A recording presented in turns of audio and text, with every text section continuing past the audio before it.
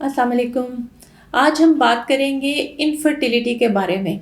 जो आम ज़बान में इनफर्टिलिटी को यहाँ पे बांझपन कहा जाता है। इसकी शरह हमारी पॉपुलेशन में काफ़ी ज़्यादा है। कुछ तो एक्चुअल इनफर्टिलिटी है और कुछ लोगों ने खुद ही बना दी है इनफर्टिलिटी।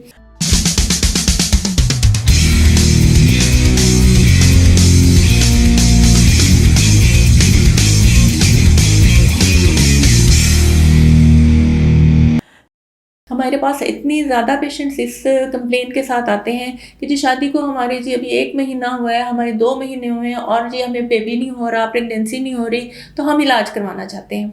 तो सबसे पहले मैं इस मिथ को आपको क्लियर करना चाहती हूँ कि शादी के 1-2 महीने के अंदर अंदर और अगर एक लड़की जो है कि नॉर्मल एज में है यानी कि अपनी 20s में है, वो एक प्राइम टाइम होता है कंसीव करने का, तो उसको इलाज के लिए नहीं जाना चाहिए।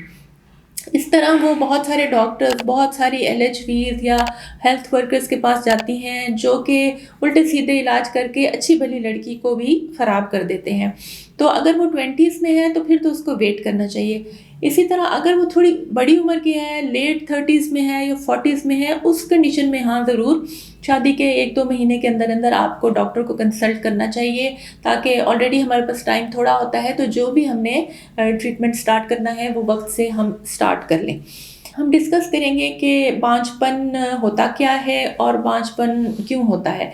वैसे तो हम ये 1-2 महीने वाली पेशेंट्स को बांझपन लेबल नहीं करते। अगर 1 साल तक एक मियाँ बीवी एक दूसरे के साथ रह रहे हैं और अनप्रोटेक्टेड इंटरकोर्स कर रहे हैं और उसके बावजूद भी प्रेगनेंसी नहीं हो रही, तो तब हम जाके उसको लेबल करेंगे इनफर्टिलिटी, या हम आजकल इसको सब फर्टिलिटी के नाम से बुलाते हैं।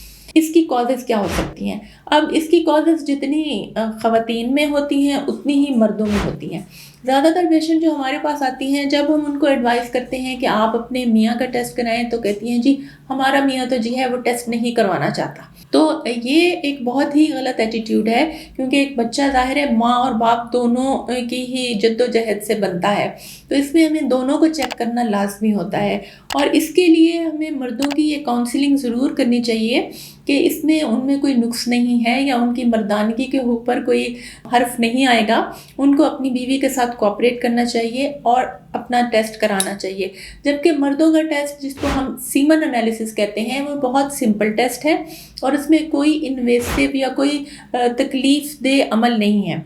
जबकि औरतों के टेस्ट हैं, औरतों के जो इलाज हैं वो काफ़ी तकलीफदेह हैं, काफ़ी इन्वेसिव हैं और उसमें प्रॉब्लम्स भी मज़ीद क्रिएट हो सकते हैं। तो सबसे पहले हमें अगर इनफर्टिलिटी का ट्रीटमेंट स्टार्ट करना है तो उसके लिए हमें सीमन एनालिसिस कराना बहुत ज़रूरी है, जिसके लिए हमें अपने यहाँ सारे मर्दों की एजुकेशन बहुत ज़रूरी है। और वो एजुकेशन आइडियली तो माओं को करनी चाहिए, लेकिन यूजुअली ज़्यादातर सासें ये कहती हैं जी हमारे बेटे को तो कोई मसला नहीं है, हमारी बहू का ही इलाज करें। एक तो उनकी माँ होती है, लेकिन उस एज में ज़्यादा इन्फ्लुएंस जो है उनके फ्रेंड्स का भी होता है, जो कि उनको कहते हैं नहीं नहीं आदमियों को तो कभी कुछ हो ही नहीं सकता, तुम्हें टेस्ट कराने की ज़रूरत नहीं है। और जो ख़वातीन होती हैं वो बेचारी खामखा इन इलाज के और टेस्टों के चक्करों में पड़ी रहती हैं। तो ये एक इम्पॉर्टेंट पॉइंट था जो कि मैं आज की वीडियो में आपसे डिस्कस करना चाहती थी कि मेल इन्वेस्टिगेशन की क्या अहमियत है इनफर्टिलिटी के वर्कअप में।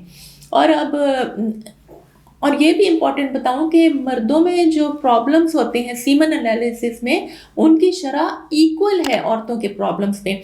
पहले ये लोग समझते थे कि मर्दों में प्रॉब्लम इतने होते नहीं हैं, लेकिन चूंकि आजकल का लाइफस्टाइल ऐसा है, जंक फूड इस्तेमाल करते हैं, सीडेंट्री लाइफस्टाइल है, स्मोकिंग है, इसी तरह के और नेगेटिव इन्फ्लुएंसेस हैं, जिसकी वजह से सीमन एनालिसिस में प्रॉब्लम्स भी काफ़ी फ्रीक्वेंटली हमें देखने को मिलती हैं। दूसरा जो फीमेल में प्रॉब्लम्स होती हैं वो एक लंबा टॉपिक है और वो इंशाल्लाह मैं अब अपनी नेक्स्ट वीडियो में आपके साथ डिस्कस करूँगी। तब तक आप मेरा चैनल देखें, उसको सब्सक्राइब करें और मिलते हैं नेक्स्ट वीडियो में। Thank you.